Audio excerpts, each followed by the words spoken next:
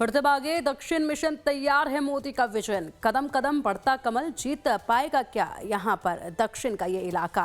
इस पर लगातार चर्चाएं हो रही हैं। बिहार जीतने के बाद बीजेपी जहां बंगाल से ममता बनर्जी की सरकार को उखाड़ फेंकने का दावा कर रही है, बीजेपी अध्यक्ष नितिन नवीन की ताजपोशी के साथ ही प्रधानमंत्री नरेंद्र मोदी मिशन साउथ को फतेह करने में जुट गए हैं।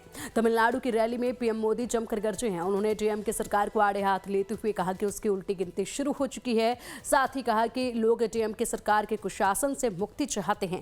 वहीं केरल में पीएम मोदी ने कहा कि आने वाले चुनाव केरल की दशा और दिशा बदलने का चुनाव है। जब केरल के भविष्य की बात आती है तो अब तक दो पक्ष ही देखे जाते हैं, एक तरफ एलडीएफ, दूसरी तरफ यूडीएफ। दोनों ने केरल को तबाह किया है। तीसरा पक्ष डेवलपमेंट का है, गुड गवर्नेंस का है। बीजेपी एनडीए का है। एलडीएफ यूडीएफ के लोगों ने केरल को करप्शन और कुशासन की राजनीति में झोंक दिया है।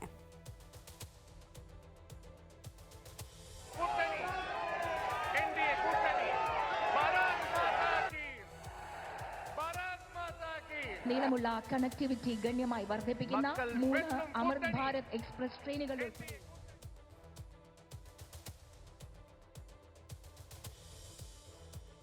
पीएम मोदी ने तिरुवनंतपुरम को केरल का अहमदाबाद कहा। इसके पीछे की वजह को समझते हैं। गुजरात का राज्य का गठन 1 मई 1960 को हुआ। पहला विधानसभा चुनाव 1962 में हुआ। 35 साल यानी कि 1960 से लेकर 1995 तक कांग्रेस की सरकार रही। इस दौरान बीजेपी राज्य में बड़ी जीत की तलाश में थी। टर्निंग पॉइंट 1987 में अहमदाबाद नगर निगम में जीत से मिला। 1990 में जनता दल और बीजेपी की सरकार वहां बनी। फिर बीजेपी ने 5 साल बाद 1995 में पूर्ण बहुमत से सरकार बनाई और तब से लगातार सत्ता में है। कुछ इसी तरह का सीन केरल में दिख रहा है, जिसका जिक्र मोदी अपने भाषण में करते दिखे।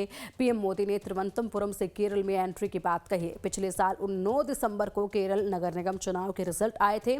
बीजेपी ने पहली बार तिरुवनंतपुरम नगर निगम के 101 वार्डों में से 50 में जीत दर्ज की।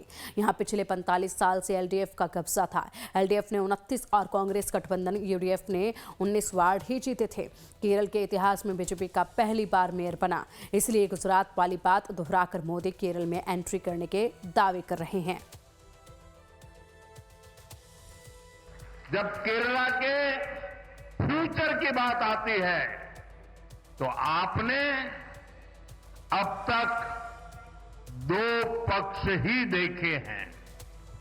एक तरफ एलडीएफ और दूसरी तरफ यूडीएफ, और इन दोनों ने बारी बारी से केरला को तबाह किया है।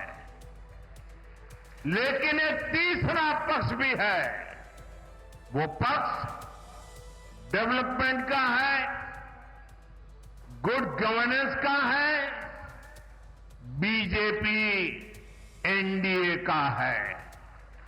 एलडीएफ और यूडीएफ के लोगों ने केरला को करप्शन, कुशासन और अपीजमेंट की खतरनाक राजनीति में झोंक दिया है।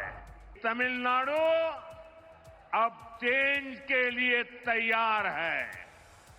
तमिलनाडु अब डीएमके के कुशासन से मुक्ति चाहता है। तमिलनाडु अब बीजेपी एनडीए की सरकार चाहता है। हमें तमिलनाडु को एक विकसित, सुरक्षित और करप्शन फ्री स्टेट बनाना है। मैं ये साफ साफ देख सकता हूं, डीएमके सरकार के एग्जिट का काउंटडाउन शुरू हो चुका है। वैसे तो गुजरात से लेकर नॉर्थ ईस्ट, कश्मीर से लेकर कर्नाटक तक भगवा का परचम लहरा चुका है, लेकिन केरल, तमिलनाडु और तेलंगाना में उसके पैर नहीं जम रहे हैं। केरल और तमिलनाडु दोनों ही जगहों पर पीएम मोदी की रैली में वैसे भारी संख्या में लोग उमड़ते दिखे, लेकिन भीड़ देखकर ये नहीं कहा जा सकता है कि बीजेपी जो सोच रही है वो कर दिखाएगी। लेकिन ये तय लग रहा है कि दक्षिण में बीजेपी अपनी खास रणनीति से अब की बार चलना चाहती है। जहां कर्नाटक में सत्ता से बाहर होने के बाद बीजेपी केंद्र शासित प्रदेश पुडुचेरी पुडुचेरी को छोड़कर दक्षिण भारत के सत्ता समीकरणों से बाहर हो गई है। पीएम मोदी का जादू उत्तर भारत में लोगों के सिर चढ़कर बोलता है। हिंदी पट्टी के राज्यों में बीजेपी काफी मजबूत है, लेकिन दक्षिण भारत में अभी भी बीजेपी के लिए चिंता बनी हुई है। लेकिन बीजेपी अपनी रणनीति के साथ आगे बढ़ना चाहती है। जहां तमिलनाडु में बीजेपी एनडीए का ज्यादा से ज्यादा विस्तार करना चाहती है, वो आगे बढ़कर खेलने की जगह डीएमके के खिलाफ फील्डिंग सेट कर रही है। वहीं बीजेपी डीएमके विरोधी वोटरों को एकजुट करके अपना साथ जोड़ना चाहती है।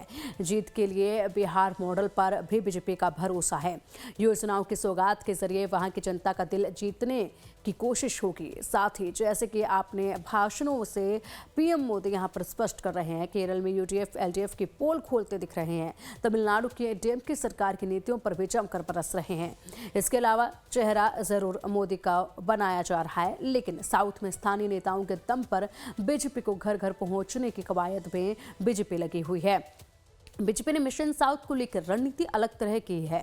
दक्षिण में केरल, कर्नाटक, तमिलनाडु, आंध्र प्रदेश, तेलंगाना के अलावा पुडुचेरी और लक्षद्वीप है। बीजेपी का सियासी आधार कर्नाटक तक ही सीमित है और बाकी राज्यों की जमीन अभी भी सियासी रूप से पथरीली बनी हुई है।